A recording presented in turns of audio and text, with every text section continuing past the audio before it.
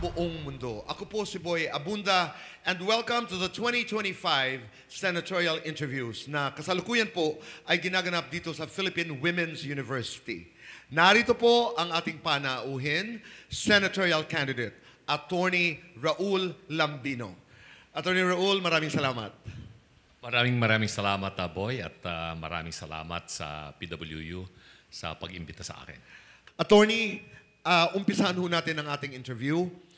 You have 2 minutes para kausapin po ang sabayanang Pilipino bilang sagot doon sa katanungan, bakit ninyo dapat iboto sa pagkasenador si Attorney Raul Lambino? Your time begins now. Magandang araw po sa ating mamamayang Pilipino, lalong-lalo na yung ating mga overseas Filipino workers at ang ating mga kapwa probinsyano at mga kapwa magsasaka. Kailangan po kasi magkaroon ng boses ang mga kapwa probinsyano. Matagal na pong sila ay nananahimik at sana ay nagnanais magkaroon ng tunay na tinig ang mga probinsyano at mga magsasaka sa Senado. Kahit na po ako ay isang abogado, sabi nga nila, probinsyanong abogado, dahil doon lamang po tayo nagtapos sa probinsya. Pero dito naman po tayo sa Maynila. Nagkaroon ng pagkakataon na manilbihan bilang isang abogado ng napakatagal na panahon at naging empleyado po tayo ng Kongreso ng Pilipinas at saka ng Senado. Kaya sa paggawa po ng batas at kung ano mga dapat mong gawin, meron naman po tayong nalalaman. At siyempre bilang isang magsasaka na ngayon dahil yun naman po yung ating nakasanayang trabaho magmula pa po nung tayo bata at doon po nakikita na kailangan talagang ayusin yung food security ng ating bansa. Na hindi po yung angkat na lamang ng pagkain galing sa iba't ibang mga bansa. Patuloy na naghihirap ang ating mga magsasaka. More than 50% of our Filipino families ay mga galing sa agricultural sector pero ang contribution lamang po nila sa GDP ay wala pa pong 9%. We have to increase the contribution of our agricultural sector to at least 40%, and that can be done. At yun po yung aking nais na gawin. Ripasuhin natin yung mga umiiral ng mga batas at mga pulisiya patungkol po sa food security. Kailangan po magkaroon ng sapat na pagkain sa bawat pinggan ng mamamayang Pilipino, mura at nakatutuwa para sa ating mamamayang Pilipino. Maraming salamat po. You have been briefed on the rules of the interview. Sa iyong bandang kaliwa po, Attorney, merong 6 po dito na katanungan at kayo pipili po ng 3 dito po for your 3 questions. Sige po. Samantala, kayo po, pipili po dito ng 2 panelists na magfa-follow up questions sa iyong mga kasagutan. Maraming salamat, Attorney Lambino. Ang panelist na iyong napili po ay estudyante po ng Adamson University, si Robin Duayan. Robin Duayan. Magandang gabi po. Okay, ang pangalawang panelist ay faculty naman ng JRU, Mr. Wilson Mones. So si Wilson at si Robin. Wilson? Magandang araw po sa inyo, Attorney. Magandang araw, Professor Wilson. Yeah. Narito, umpisa na natin ang ating unang katanungan para kay Attorney Lambino. Attorney, ang unang katanungan natin ay may kinalaman sa infrastructure. Ayon kay Mayor Magalong ng Baguio City, sa isang government project, 35% na lamang po ng budget nito ang napupunta sa aktual na proyekto, habang ang natitirang pera ay napupunta po sa corruption. Attorney Lambino, kung kayo'y mahahalal bilang senador, ano po ang inyong solusyon dito? Nung nakaraang Sabado Gloria, nasa Baguio po ako at mismong si Mayor Magalong ay ating nakapanamayan. At sinabi nga niya sa akin ang kanyang obserbasyon sa nangyayaring malalang korupsyon sa Pilipinas sa ngayon, lalong-lalo na po sa implementasyon ng mga infrastructure projects ng DPWH, ng DOTR at mga iba pang mga ahensya ng pamahalaan na may tangang pera upang gawin ng mga infrastrukturang mahalaga. Ang nakalulungkot kasi ngayon, yung mga high-impact infrastructure projects na sana ay magkakaroon ng malawakang economic development ay hindi nabibigyan ng prioridad for the last 2.5 years. Magtatatlong taon na ngayon. At makikita natin na yung prioridad ng kasalukuyang administrasyon insofar as infrastructure is concerned ay ando doon sa mga pitsi-pitsing paborito ng mga congressmen, paborito ng mga mambabatas na kung saan, sabi nga ni Mayor Magalong, 35% ang napupunta sa korupsyon. Siguro hindi lamang 35% yan kasi kukurot din yung mga implementing agencies, kukurot din yung nasa Commission on Audit, kukurot din yung mga ibang mga contractors na sasali sa bidding. Ang sabi niya, maabot yan siguro kung minsan mga 60% ang nawawala. You can just imagine how much money is being wasted in corruption. And because of lack of infrastructure projects that are high impact in the Philippines, walang darating na investors dito sa ating bansa. Alam po ninyo bilang isang dating Chief Executive Officer, an administrator ng isang special economic zone, pangalawa lamang po yung mga tax incentives na binibigay po natin para ma-attract ang mga investors. Ang pangunahin po sa kanila, peace and order and infrastructure, both physical and human infrastructure, ang makakapag-attract ng investors dito po sa Pilipinas. Follow-up question, Robin? Attorney, tanong ko lang po, since sinabi niyo po kanina na kumukurot ang mga departamento ng mga budget or ng mga pera sa mga binibigay ng mga proyekto ng gobyerno, paano ho ito kumukurot? At sino po yung mga departamento na to na kumukurot dito? Yun na yung naging kalakaran eh. At ang sabi nila, yung mga pag DPWH, magmula doon sa mga inhinyero na nasa baba, hanggang makarating doon sa kanilang head of division, hanggang makarating sa regional director, hanggang makarating sa taas, ay merong tara o meron silang share. Whether that is true or not, yan public knowledge, sabi ni Mayor Magalong, na ganun ang nangyayari. Pero ang masakit po nito, yung mga infrastructure po nilang pinupunduhan ay tulad ng flood control, rock netting, yung kanilang tinatawag na lighting off the road, ang tawag nila cut ice.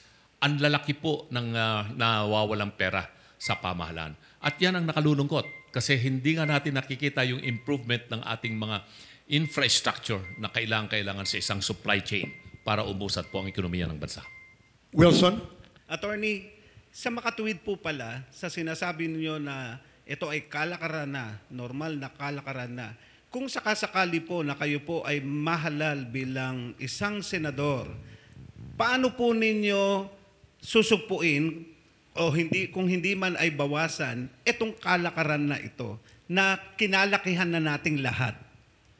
Kung susuriin kasi natin, like yung datos ng Transparency International, ang Pilipinas ang isa sa pinakakurap na bansa sa buong mundo. Bakit kanyo? Kasi meron tayong sistema ng gobyerno na talaga naman pong hindi malinaw ang pagpapatakbo. Meaning to say, transparency and accountability is so poor in this kind of system that we have. Masyadong over-centralized yung ating gobyerno. Yung mga poder ng pamahalaan ay tangan-tangan ng national government at mga agencies. And then, yung ating mga local government units na sila ang may direct responsibility sa tao ay wala po silang sapat na kapangyarihan. Kaya yung proposal ko nga, matagal ko nang pinaglalaban to for more than 30 years. Let us reform the government through constitutional amendments or revision by changing the system of government from unitary to federalism and from bicameral to a unicameral legislative body. Final follow-up for this question, Robin. Attorney, tanong ko rin po ulit. Kanina ho, sabi niyo po ba na corrupt po ang mga departamento natin? Kailangan ho ba natin silang panagutin o kailangan ho natin baguhin ang ating batas? Yung mga batas po na galing sa ating saligang batas. Well, tama ka dyan. Maraming probisyon ng ating saligang batas na dapat na baguhin.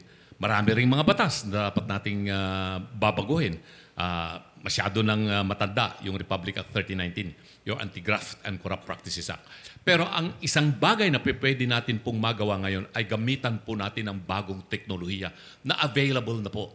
Na pwede na pong maging more transparent ang system of procurement of services, of procurement of materials, and procurement of itong mga other things that are needed like food, etc.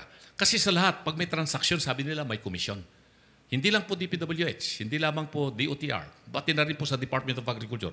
Malawakan po ang corruption dahil nga po hindi natin ginagamit yung bagong teknolohiya ngayon para ma-determine natin kung saan ba talaga nanggagaling ang mga kasalanan patungkol po dito sa corruption. I think technology can help a lot in order to eradicate completely, and if not, maybe to reduce. Maraming salamat. We now go to your second question, Attorney Lambino. Ito naman ay may kinalaman po sa PhilHealth. Kung mananalo ka sa eleksyon, isusulong mo ba o hindi ang pagbabalik ng 60 billion pesos mula sa PhilHealth na napunta sa infrastructure, health, and social services projects ng pamahalaan? Alam po ninyo, nung ginawa yung PhilHealth law, I was legal and technical consultant sa House of Representatives. This was during the time of President Fidel Ramos and during the time of Speaker De Venecia. Kabisado ko yung provision na yan. PhilHealth is an insurance. No? Pera yan ng mga membro. Hindi po yan pera na buwis na binabayad ng taong bayan na mapupunta sa general fund. No? Yan po ay pera ng mga membro yan. So, the money that was taken by the national government at inilagay sa general fund at ginamit yan para punduhan yung mga ibang mga paboritong proyekto ng mga mambabatas o ng departamento, hindi dapat kinuha yan. Kasi, papaano yung ating mga may sakit? Paano yung mga pasyente na kinakailangan po nilang magkaroon ng sapat na medical attention kung walang pera ang PhilHealth? Kailangan pong ibalik yan. I think it's not 60 billion. I think it is almost 90 billion ang kinuha dyan. Tapos, ang national government under the 2025 General Appropriation Act, zero subsidy. When in fact, nakalagay doon sa Universal Healthcare Program at nakalagay din doon sa sin tax law that portion of the taxes that are collected from sin products like tobacco, alcohol, will have to go to the PhilHealth funds para nang sa ganon mapalawak yung programa at magkaroon ng maraming benepisyo ang mamamayang Pilipino. That has to be returned. It has to be returned. The money that was taken by the national government must be returned immediately. And as senator, I can at least pressure the government, the executive department, that they should do something about returning the money that was taken. And I believe that the misappropriation of the funds would constitute even a criminal case of technical malversation. So, dapat may managot dito sa kanilang ginawa na pagkuha ng pera ng PhilHealth at inilagay sa general fund na hindi dapat gawin. Follow-up, Robin. Attorney, sabi niyo po na kailangan ho talagang maibalik yung 60 billion na naibigay na ho sa social service at sa health po. Tanong ko po, paano niyo po ba talaga ipe-pressure ang gobyerno para maibalik yun? Given po na naigamit sa pagkain, sa pagtusok ng mga gamot, paano ho ba talaga ito maibabalik at mapapanagutan? The most important power of Congress, the House of Representatives and the Senate, is the power to appropriate money. That is the most important piece of legislation that is being passed every year. We'll make sure that in the National Executive Program that will be presented by the President for Congress consideration ay maisama doon sa budget na ipropropose nila for 2026. Yung perang kinuha nila sa PhilHealth ay dapat maisama doon sa appropriation law which will be approved by the next Congress. Attorney, kamakailan po ay merong naging public official na viral dahil nag-viral siya kasi ginamit niya ang pondo ng PhilHealth. So kanina sinasabi po ninyo dapat isauli. Ang tanong po, Attorney, paano kung naubos na nila ang perang kinuha nila? Paano po natin hahabulin ang pera na nawala sa atin? Tama po yun. Nagamit na nila talaga yung pera. Sigurado yan. Nauubos na yung pera. Kaya nga may tinatawag natin sa batas na hindi man nila binolsa yung pera, pero ginamit nila yung pera sa isang bagay na hindi dapat nilang gamitin. Technical malversation ang tawag dyan. Now, para maibalik yung pondo na yan, doon sa ahensya na pinagkunan yung PhilHealth, ay may utang yung national government sa PhilHealth in a way. So, kailangan pong ibalik po nila yan through an appropriation to be conducted or made by Congress, the House of Representatives and the Senate of the Philippines. At aasikasuhin ko yan, sisiguraduhin ko na doon sa magiging General Appropriation Law for 2026, maisama yung perang kinuha nila sa PhilHealth at maibalik yan sa PhilHealth dahil pera po yan ng mga miyembro ng PhilHealth. Robin. Attorney, sabi nyo, by 2026, yung general appropriation is isusulong nyo kung kayo ay sakaling manalo. Ibig sabihin ho ba nito, kailangan ho ba natin ulit umutang ng malaki sa ibang bansa at para mailagay dito? O meron ho kayong ibang paraan na naiisip? Well, ang sources kasi ng revenue, pangunahin po ay mga taxes na binabayaran natin, whether that is customs duties o kaya yung direct taxes or indirect taxes. Pag kulang po talaga yung revenue na nakukolekta ng pamahalaan, uutang yan, either foreign debt or domestic debt. Itong administrasyon na ito, in the past 2 years na sila ay nanunungkulan, ang nautang na nila ay more than 4 trillion pesos. Kailangan nilang umutang kasi meron tayo kasing budget deficit eh. Kulang yung nakukolekta natin para naman mapunduhan yung mga proyekto ng pamahalaan, ay umuutang sila ng umuutang.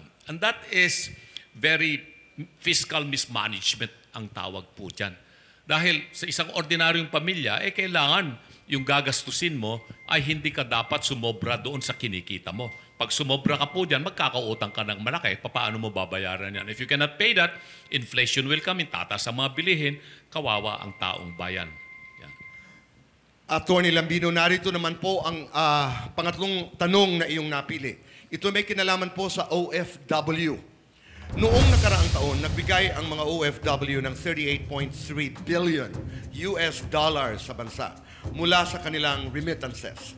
Pero sa isang banda, malaki po ang negatibong epekto o social cost sa pag-alis ng ilang mga kababayang OFW na nagiging sanhi po ng pagkakawatak-watak at pagkasira ng pamilyang Pilipino.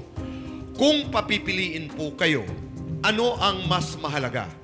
Ang remittances o pamilyang Pilipino? Siyempre, boy, ang importante ay ang pamilyang Pilipino. Wala pong katumbas na kayamanan or pera yung pamilyang Pilipino na masisira. Pero dahil nga po sa kawalan ng pagkakataon na sila ay kumita ng pera dahil walang trabahong mapapasukan dito, walang disenteng hanap buhay dito, napipilitan ang milyon-milyong mga Pilipino na maghanap ng pagkakakitaan sa ibang bansa. No? So, this is supposed to be only a stopgap measure. Kaya ang aking panukala nga rito, yung ating mga overseas Filipino workers, tumatanda rin yan eh. They get older and older every year. So the government must come up with a program on how to help these overseas Filipino workers become productive citizens when they come back in the country. Kaya ang sabi ko, with this new technology, lahat tayo may smartphone eh. Pwede silang matuto tungkol sa e-commerce. Pwede silang magnegosyo. They can become business persons by using these digital gadgets that they have, this is smartphone, na pwede po silang magbenta ng kahit na anumang produkto. But it has to be with government assistance, with government policies and programs that will upskill the workers, the overseas Filipino workers' capability to do business on their own. Kaya, sabi ko nga, napakalaki talagang sakripisyo ang ginagawa ng ating mga overseas Filipino workers. At kailangan po talaga silang masuportahan. That's why we are calling them modern-day Filipino heroes. Yes, they are. And they need a lot of assistance, not just only for themselves, but even for their families who are here. Their spouses as well as their children. Kaya yung isang panukala ko nga dyan, boy, na magkaroon ng atensyon na ibigay sa OFW sa kanilang kalusugan. Kasi pagdating nila po rito sa Pilipinas, marami rin po silang mga mental and physical sufferings doon sa kanilang pinagtatrabahuan. So that is what I've been telling to our overseas Filipino workers. Robin. Attorney, sabi niyo ho na kanina na teknolohiya ang kailangan natin i-maximize. Paano naman ho, aminin na po natin, hindi naman ho lahat ng tao nakakapag-aral at may kayang bumili ng teknolohiya. Kung hindi ho teknolohiya yung paraan natin, ano pa po yung ibang paraan para matulungan natin ng mga OFW natin na hindi na umalis at piliin ho, una natin is yung pamilya na sinasabi niyo po. Kailangan kumbinsihin natin yung mga mamumuhunan, mga kapitalista, whether they are local or foreign, na sila ay mag-invest, magtayo ng mga pabrika rito. Manufacturing sector is very important. We really have to do something about our investments policies. Isa rito na problema sa Pilipinas ngayon ay yung foreign investment law. And kailangan pong ripasuhin yan. We need to get rid of the negative list na masyadong malawak. Samantalang sa ibang bansa, almost all the business undertakings, bukas na po yan sa foreign investors. Alam naman po natin na ang investors, 4 lang ang kanilang hinahangad na makita. Stability of government, which includes peace and order, infrastructure, which includes power, internet connectivity, etc., human infrastructure, and of course, the assurances that they can return whatever profits they are going to earn in the place where. Wilson? Attorney, yung sinasabi po nila kanina no, tungkol sa pamilyang Pilipino, lumaki po ako na walang tatay dahil sa ang tatay ko nasa ibang bansa at siya ay nagtatrabaho doon. Pagbalik niya, halos hindi namin siya kilala sa sobrang tagal niya. Ito naging problema namin, attorney. Pagbalik niya rito, wala na siyang hanap buhay na pwede niyang pagkakitaan. Binabanggit po ninyo kanina yung teknolohiya. Alam naman po natin na kapag medyo matanda ka na, mabagal na ang comprehension natin sa technology. Wala pong naging masyadong pagkakataon na makapagtrabaho ang mga tumanda na. No? So, paano gagawin natin? Ano yung pinaka-specific na pwede nating gawin na programa para sa kanila po? Iyon kasi ang nakalulungkot dito sa ating gobyerno. Pero kung pumunta ka, tignan mo ang ginawa ng Vietnam, ng Thailand, at ng Malaysia, at ng Indonesia. Huwag na yung Singapore. Masyadong advanced yung kanilang programa tungkol po sa pagsuporta sa kanilang mamamayan. Ang kanilang gobyerno ay gumagastos ng malaki para matulungan ang kanilang mga mamamayan na matututo sa paggamit ng bagong teknolohiya. Kung kinakailangan po na magbigay pa ng startup capital ang kanilang mga gobyerno, nagbibigay po sila ng ganung assistance. Dito, wala pong programa na ganun. Isa po yan sa aking magiging priority na bibigyan ko ng pansin ang pagbibigay ng subsidy at suporta para sa ating mamamayang Pilipino. Hindi lamang po mga overseas Filipino workers, pati na po mga senior citizens. Iyan po ang naging sekreto kung bakit umunlad ng masyado ang China in the last 40 years because the government gave a lot of assistance. Attorney, maibalik po tayo sa tanong ko kanina na sabi nyo, sasagot nyo ay kukumbinsihin natin ng mga kapitalista na mag-invest. Paano po kung hindi natin sila nakumbinse? Ano po ba talaga dapat ang una? Kapitalista o gobyerno ang magbigay ng tulong sa mga OFW po? Well, ganito kasi ang gobyerno ay dapat always the economic driver, kumbaga. No? Economic driver yan. Kailangan pag nag-appropriate ng pera yung gobyerno, iyon ay mapapaunlad yung ekonomiya. Dahil kung ang growth rate natin ay nasa 4%, 3% per annum, or even 5%, hindi tayo makakaahon sa kahirapan. At tignan po ninyo yung datos. Doon sa 5-6% na growth rate natin, magkano ang contribution ng overseas Filipino workers? 38.3, yung sinabi kanina ni Boy, $1 billion. No? Pag wala yan, lubog ang ekonomiya ng Pilipinas. Bakit kanyo? Kasi hindi po tayo karoon ng manufacturing sector na vibrant dito sa Pilipinas. Ang baba rin ng contribution ng agricultural sector, sabi ko less than 9%, kailangan talaga ayusin po natin yan. The government should spend money to be really the driver for the growth of the economy. Otherwise, hindi pupunta rito yung mga investors. Maraming salamat, Attorney Lambino. Punta naman ho tayo dito sa Political Fast Talk and Why. May 5 katanungan po. Bawat tanong ay pwede niyo pong sagutin ng 20 seconds. Narito po ang una. Kung ikaw po ang masusunod, dapat bang college graduate ang mga senador o presidente? Bakit?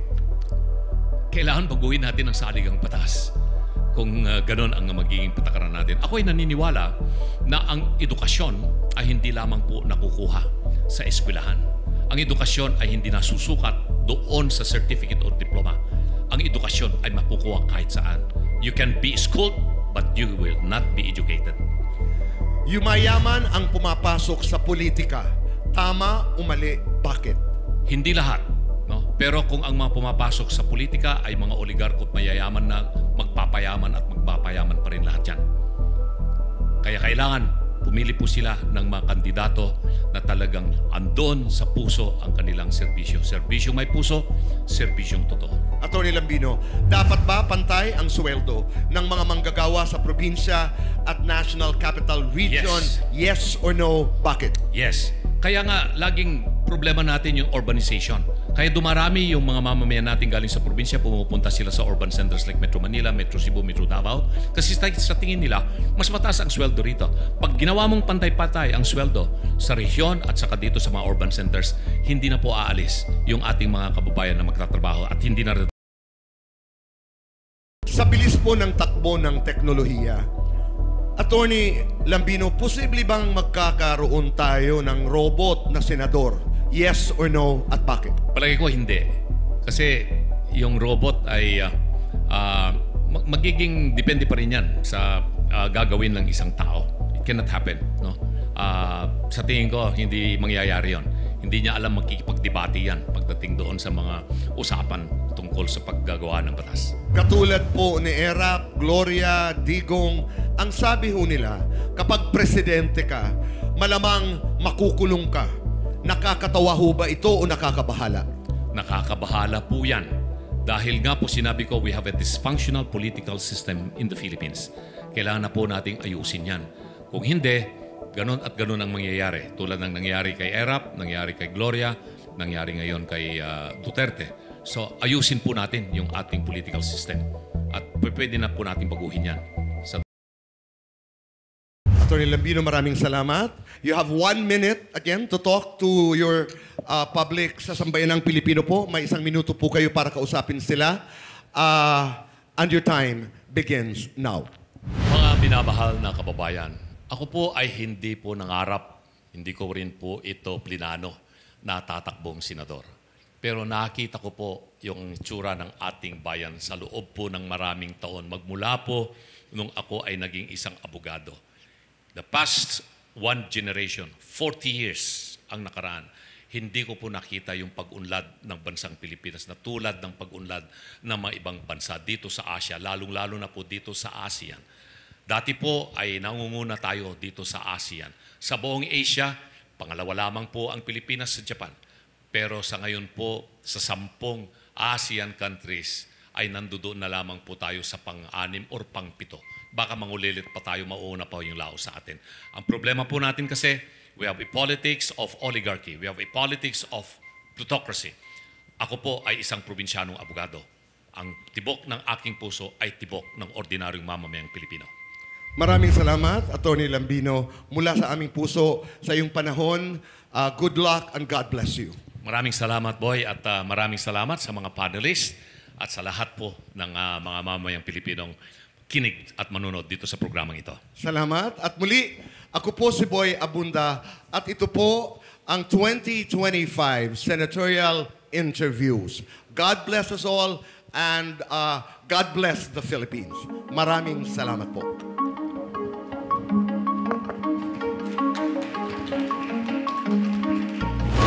This special was presented by the Philippine Star, Infinite Monkeys, Philippine Women's University, and Jose Rizal University, Adamson University, La Carmela de Boracay, JC Organic Barley, Siomai King, and the Boy Abunda Talk Channel, sponsored by Silpol Joyce Furniture Lights and Decker, 7, located at B6 Bonifacio High Street, Taguig, and Seimada by La Luna Cafe, located at 103 ML Quezon Avenue, Hagunoy, Taguig, Tetet and Porky's Party Trays, and Isos Food Cart.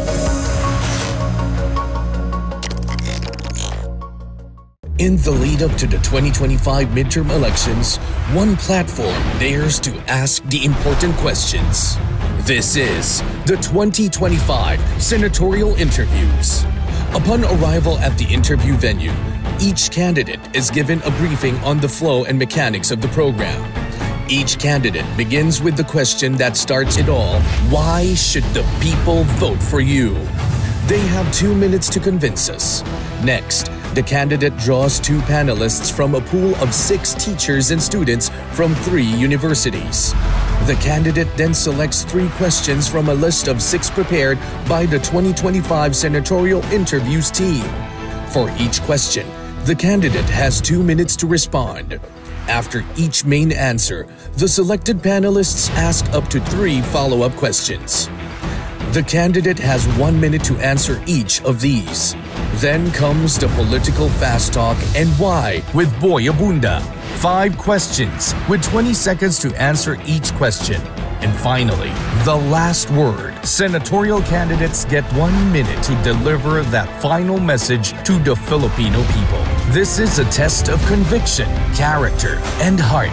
The 2025 Senatorial Interviews.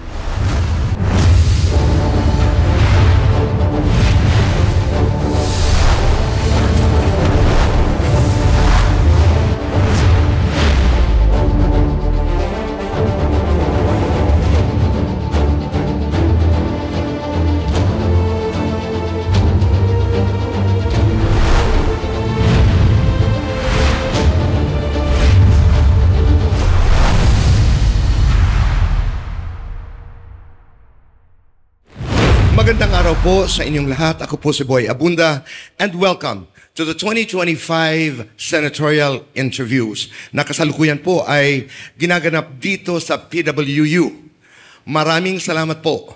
Right now, I'd like you to welcome Senatorial Candidate, Teacher Franz. Magandang araw po. Magandang araw, Tito Boy. Maraming salamat sa iyong pagdalo dito sa mga interviews na ito. Ang karangalan ay sa akin, Tito Boy, na ma-interview nyo. Kasama ho natin ang ating panelists, si Robin mula sa Adamson University, Claire is a teacher, Teacher Franz. From JRU, Jason naman ay mula sa Adamson, Harvey, PWU. Yung tatlong ating makasamahan sa likod ay mga guro. Yung nasa harap naman, si Robin, si Ann mula sa PWU, Lance ay mula sa JRU. Umpisa natin ang ating interview. Teacher Franz, you have 2 minutes to address the public para kausapin po ang sambayanang Pilipino habang sinasagot niyo po ang katanungang bakit dapat kayo ihalal ngayong darating na eleksyon. You have 2 minutes and your time begins now. Ako si Teacher Franz Castro, kasalukuyang kinatawan ng ACT Teachers Party List sa Kongreso. Magsasyam na taon na, no, na bilang kongresista. 25 years na nagturo ng matematika. So, ano po yung ating mga plataforma? So, nasasalamin ito doon sa ABACA. So, yung alwan sa ating mga kababayan, no? Relief. Ang ibig sabihin nito, pagpapataas ng sweldo, lalong-lalo na po sa ating mga guro, para sa disente at nakabubuhay na sweldo, 50,000 a month ang sweldo na dapat sa ating mga guro, 33,000 naman sa mga government employees, at syempre sa ating mga workers, 1,200 a day doon sa ating mga private workers. Number 2, yung budget sa edukasyon. Gawin nating number 1 ang budget sa edukasyon dahil sa dami ng krisis, no, sa education. Talagang hindi tumutungtong sa 6% ng GDP ang budget sa edukasyon, kaya dodoblehin natin ang budget sa edukasyon. Kasama na rin dyan yung dapat na ibigay ng mga benepisyo sa ating mga guro, kawani, at sa ating mga government employees para sa kanilang mga gawain. At pangatlo, tayo ay kontra korupsyon. Gagawa tayo ng panukalang batas para i-abolish ang confidential funds, magkaroon ng Freedom of Information Bill, at syempre ibukas, maging transparent sa mga budget process and hearing. Yon yung ating gagaw. Maraming salamat. Teacher Franz, please make yourself comfortable. Katulad ng ating mga rules dito sa interview, Teacher Franz, meron po dyan 6 na panel cards. Kayo pipili po ng 2 panelists na magtatanong po sa inyo. Samantala, naroon po ang mga katanungan. Sa 6 na tanong, pipili po kayo ng 3. Ibibigay niyo po sa akin. Maraming salamat, Teacher Franz. Ang panelists na iyong napili para sa iyong interview ay si Mark Harvey. Si Harvey ay guro ng PWU. Ang pangalawang panelist ni Teacher Franz ay si Jason Reyes ng Adamson. Okay. Sila po ang magfa-follow up ng mga iyong kasagutan. Let's go to the first question. Ito po ay may kinalaman sa ICC. Tama ba ang ginawang pag-aresto at pagdala kay dating Pangulong Duterte sa The Hague? Oo, hindi. Bakit? Opo, tama po. Dahil matagal nang humihiling ng hustisya yung ating mga pamilya biktima ng extrajudicial killings nung panahon ni President Duterte, at ito lamang yung kanilang last recourse dahil sa panahon na nasa katungkulan si President Duterte at magpahanggang ngayon, Tito Boy, ay hindi pa nakakakuha ng hustisya. Kung magpa-file man sila ng kaso dito, maraming mga sagabal. Like for example, yung ating justice system. Nakita natin kung gaano kabagal yung justice system. Ilang taon na yung nangyari mula nung 2016. Kalahati at mula 2016 hanggang ngayon ay ilan lang na mga kaso ang talagang na merong mga conviction. Sa more than 30,000 na sinasabing mga biktima ng extrajudicial killings, karamihan doon, Tito Boy, ay hindi man lang naimbestigahan. Kaya talagang walang hustisya yung pamilya. So, kaya dapat lamang na sa ICC, dahil isa pang naging dahilan, sinasabi ng mga pamilya, Tito Boy, na kapag kumukuha sila kahit na police report, ay pinagkakaitan sila kahit na police report yung pamilya. At sa ngayon nga na nandoon na sa ICC si Duterte ay marami pang mga threat, mga tinatakot pa yung mga pamilya ng mga biktima ng extrajudicial killing. Kaya dapat lang na doon siya litisin at tama lang yung ginawang pag-aresto ng ICC dahil para mabigyan na ng katarungan yung ating mga kababayan. Follow-up questions? Jason? Sa panahon ho natin ngayon na nagkakaroon po tayo ng matinding dibisyon dahil sa nangyari sa dating Pangulo, ang aking katanungan ay bilang isang lingkod bayan natin, paano natin malulutas ang sitwasyon na to na pagkakaroon ng matinding dibisyon dahil sa issue politikal?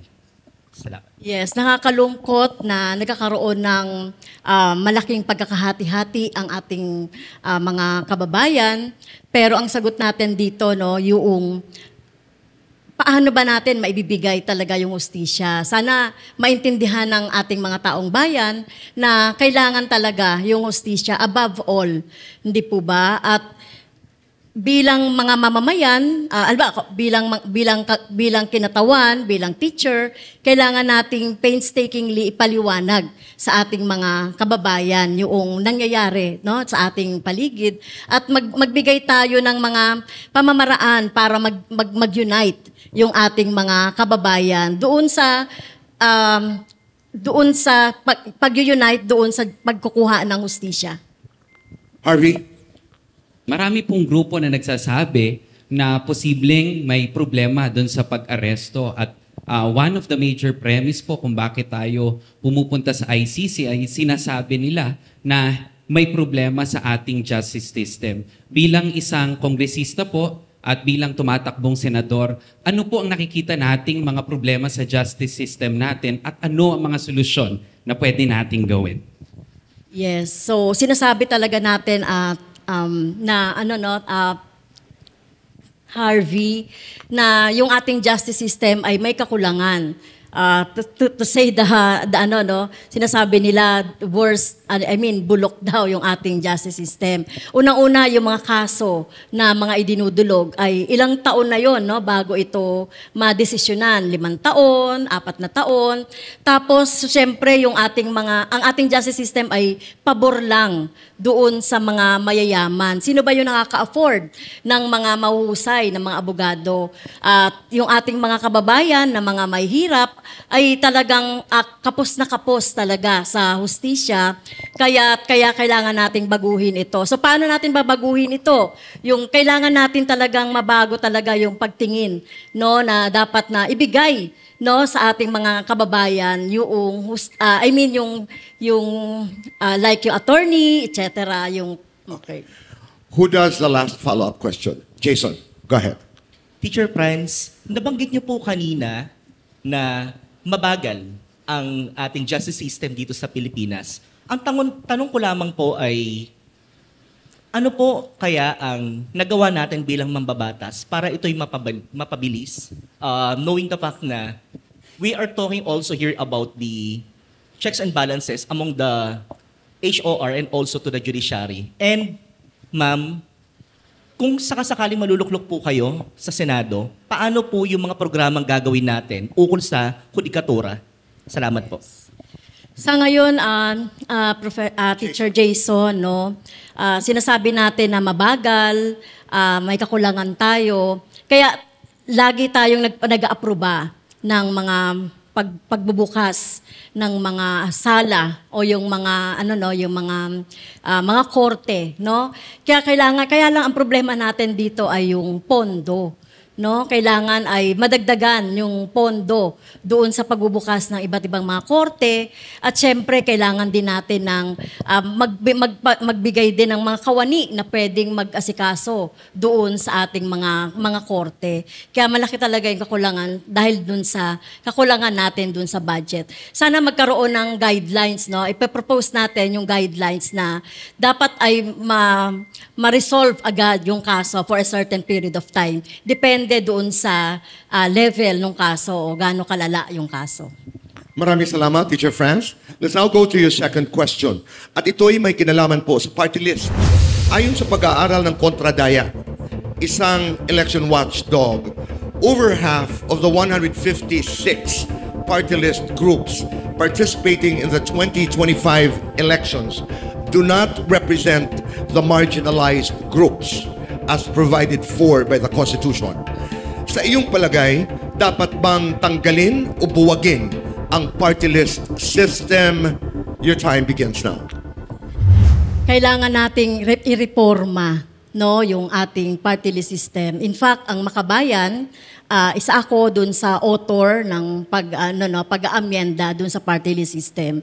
Dahil nagkaroon kasi ng desisyon ang Korte Suprema, no, na pagpayag na doon sa mga political party, mga grupo na nag-advocate lang tungkol sa marginalized sector ay okay na pwedeng tanggapin as party list, no, pag nag-apply ng party list.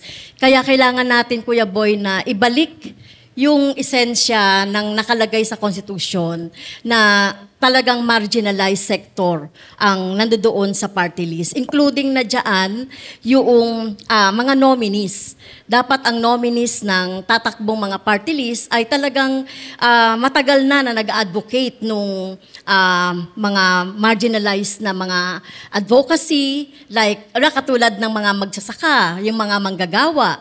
No, dapat sila, no, katulad nila na marginalized sector na dapat na magrepresenta. Kaya talagang dapat nating amyendahan ang party list system or party list law.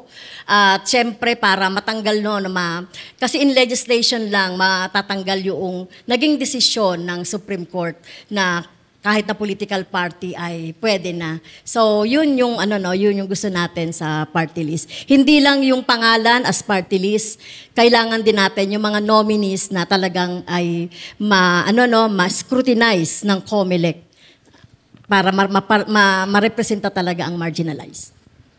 Harvey. Bilang isang bahagi ng party list system or nagmula sa isang party list po, at 9 na taon na po kayong naglilingkod sa Kongreso, gaya na nasabi niyo po, ano po yung 3, kung makakapagbigay kayo na 3 na pinakamahalagang nagawa ng inyong party list para makatulong sa ating sektor ng lipunan? At pangalawa ko pong tanong, ano ho sa tingin nyo ang sektor na kulang ang representasyon sa Kongreso? So yung una pong 3 na mahalagang na isabatas ng ACT Teachers Party List ay yung unang-una ay yung free tertiary education for all, na libre na yung libre na yung tuition sa ating mga college students, no, sa state colleges and universities. Pangalawa na naisabatas natin ay yung tungkol doon sa Election Service Reform Act na kung saan ay hindi na mandatory no, sa ating mga teachers sa public school ang pagbabantay sa eleksyon at nagkaroon ng more benefits yung ating mga teachers. Pangatlo, yung extended maternity leave na isa rin ako dun sa author no, from 60 days to 105 days. So yun yung nagawa natin sa ano. Ano second natin? Ang second na question po, ano pong sektor ang may kulang na representative? Ang sektor na kulang ay syempre yung mga magsasaka. Thank you. Jason? Maaari niyo po bang ilahad sa amin kung paano po naabuso ang party list system dito sa Pilipinas? Maraming salamat po. Isa sa paraan ng pag-aabuso ng party list system ay yon yung mga political dynasty. Yung mga traditional politicians na kapag tapos na sila sa term nila, no, gumagawa sila ng sarili nilang party list na ang inilalagay doon either sila o yung kanilang mga kamag-anak. So yun, isang paraan ng pag-abuso ng party list. Pangalawa ay yung talagang mayayaman, no, na talagang mga traditional politicians na gumagawa ng isa, dalawa, tatlong party list na nasa likod naman nila yung mga party list na ito. So yun yung ano no yung isa pang pamamaraan ng pag-abuso dun sa party list. Pangatlo, naglalagay talaga sila nung ito yung mga nakaraan nakita natin yun, naglalagay ng mga nominees no na hindi naman talaga nasa sektor na yon. Tapos magpapalit-palit ng mga nominees. So yun pag-abuso. Final follow-up, Harvey. Teacher Franz, nabanggit niyo po kanina na isa sa pinakamahalagang nagawa ng inyong party list ay yung pagkakaroon ng libreng edukasyon through LUCs, SUCs. Papaano naman po kaming nasa pribadong sektor na ngayon po ay may dinadanas na pagbaba ng number of enrollment at nanganganib din po ang trabaho ng isang pribadong guro? Ano po yung mga proyekto na pwede nating ibigay sa kanila at papaano natin pwedeng balansihin yung ekonomiya ng edukasyon? So yan, alam ko itatanong ng private sector yan. Ano ba yung nagawa nung ACT Teachers Party List sa private sector naman? So syempre doon sa batas na sinabatas natin tungkol sa free tertiary education, meron doong subsidy para sa mga estudyante natin sa private sector. At patuloy pa rin naman habang hindi pa rin talaga kakayanin ng lahat na magkaroon ng public school sa lahat. Meron kami ngayon yung expanded GASPE na binibigay nating tulong sa ating mga estudyante, sa mga teachers na nagtuturo sa mga private school. At gusto talaga nating magkaroon ng tulungan ang private at saka yung public. Sinasabi natin na dapat magkaroon din sila ng budget doon sa local na government through SEF. Maraming salamat, Teacher Franz. Narito po ang iyong pangatlong katanungan na may kinalaman po sa infrastructure corruption. In an interview with Mayor Magalong ng Baguio City, sa isang government project, sabi niya, 35% na lamang po ng budget nito ang napupunta sa actual na project. Habang ang malaking bahagi ng pera ay napupunta sa korupsyon. Ano po ang inyong solusyon dito?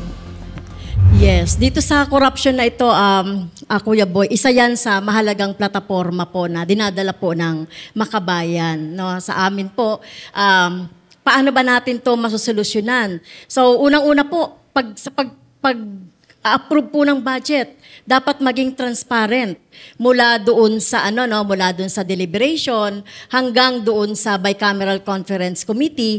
Kailangan ito ay open to the public, no, para makita talaga yung mga proyekto na pinapasok dito ng mga kongresista. Pangalawa po ay kailangan maging transparent po doon sa mga project na ginagawa ng mga kongresista o mga sino mang mga politiko, maipakita talaga yung tunay na tunay na mga amounts. At sino-sino ba yung mga nagpa-project nito? Dapat contractor, open din 'yon sa public.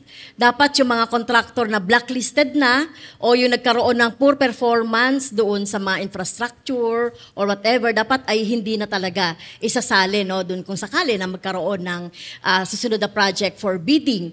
At syempre isa rin po sa tinitignan po natin ano para maiwasan po yung mga ganyan ay magkaroon talaga tayo ng batas na talagang maiimbestigahan, seryosohin na talagang i-account, no, magkaroon ng accountability yung mga nag-propose ng project hanggang sa mga kontraktor kung ito man ay papalpak or magkakaroon ng corruption. At siguro yung mga whistleblower, bigyan natin ng proteksyon. Yung mga whistleblower na nagbibigay ng data about kung ano man yung mga kinokorrupt or tinatago. Follow-up questions. Harvey. Teacher Franz, isa sa mga naapektuhan na sektor ng korupsyon dahil sa infrastruktura ay ang ating edukasyon. Kakulangan ng classroom, kakulangan ng mga gamit ng isang guro. Ano po mga plano natin sa kanila para nang sa gayon ay mabigyan ng sapat na classroom, lalong higit yung sa mga geographically isolated and disadvantaged areas in our country? So mahalaga talaga no. Ako naglilibot ako teacher no doon sa iba't ibang mga lugar, rural areas na talagang kulang-kulang yung mga kagamitan. Ito dapat yung bigyan ng prioridad ng ating Department of Education or ng education sector para mapunuan yung lahat yun ng mga kakulangan. Kasi perennial talaga, no? Dahil nga sa kababaan ng budget sa edukasyon. Kaya nga sabi ko kanina sa bungad ko, dapat doblehin ang budget sa edukasyon. At talagang, mahalaga talaga yung accountability and transparency. Nakita ninyo sa Kongreso, no, kung paano natin hinihir, no, yung halimbawa sa Committee on Accountability and Good Governance, yung Department of Education, na ultimong laptop, ultimong mga feeding program ay nakukurap. So dapat talaga ay magkaroon ng transparency sa mga program sa Department of Education. Jason? Anong klaseng reforma kaya ang maaari nating magawa kung sakaling maupo kayo sa Senado para maiba ang sistema at maiwasan ang korupsyon pagdating sa ating Bids and Awards Committee sa pamahalaan? Yes, so itong Bids and Awards Committee, no, ito yung nagpapasya doon sa pwedeng mga bidders na pwedeng aprubahan, no? Kaya talagang para magkaroon ng transparency at maiwasan ang korupsyon, dapat bukas din ito, no? Bukas din ito sa publiko at may mga representasyon hindi lang nung mga opisyales ng ahensya, kundi may representasyon sa mga guro, sa mga empleyado at saka sa mga estudyante yung ng bidding, no, para makita natin talaga kung etong mga ina-awardan na ito sa mga kontrata ay talagang karapat-dapat at hindi ito kakontsaba ng mga opisyales na nakaupo. Kaya kailangan talaga na maging open to the public yung Bids and Awards Committee. Last follow-up, Harvey. Isa sa mga nababanggit po na kabilang sa nagkakaroon ng korupsyon ay ang ating mismong mga tagapagpagawa ng batas, hindi lang implementing agency. Bilang 9 na taon po sa Kongreso at ngayon tumatakbo sa Senado, kaya ho ba nating papanagutin kung sakali man na kapwa natin, tagagawa ng batas, ang nakita nating isang korap? Of course, yes, no. Nakita nyo naman ang naging track record ni Teacher Franz Castro sa Kongreso, no, na talagang pinupunan natin ang korupsyon. Sa bahagi namin na kung katulad na colleague namin yung nagko-corrupt, kailangan mag-undergo siya ng due process. No, at siguro dapat magkaroon na rin ng mekanismo sa loob mismo ng bawat ahensya para ma-check kung paano ginagastos ang mga natatanggap na pondo sa loob ng Kongreso. So siguro magpo-propose tayo dito ng parang freedom of information. Dapat ay talagang sa publiko ng ating mga kasama sa Kongreso o kami sa Kongreso yung mga natatanggap at ginagastos sa kanilang opisina o sa kanilang operations. Teacher Franz, maraming salamat. Tapos na ang ating tatlong katanungan. At dahil ito isang interview natin dito, hindi pwedeng walang fast talk. Kaya meron tayo political fast talk and why. 5 katanungan. You have 20 seconds to explain your answer. Ang unang katanungan ay katulad din na Erap Gloria Dicong. Ang sabi nila kapag presidente ka, malamang makukulong ka. Nakakatawa ba ito o nakakabahala? Well, parang sweeping statement yan, ano? Kailangan talaga, no? Sa atin, Kuya Boy, kailangan talaga pag ikaw ay naging public official, accountable ka sa ginagawa mo mula sa pagsasalita, pagkilos mo at paggamit ng pondo ng mga mamamayan. Kaya depende 'yon kung talagang kung may gagawing hindi maganda ang public official. Dapat ba pantay ang sweldo ng mga manggagawa sa probinsya at National Capital Region? Yes or no? Bakit? Yes po, no? Kasi sa paglilibot natin, mula NCR, iba't ibang mga probinsya, minsan nga mas mahal pa ang gasolina sa mga probinsya at saka mga bilihin.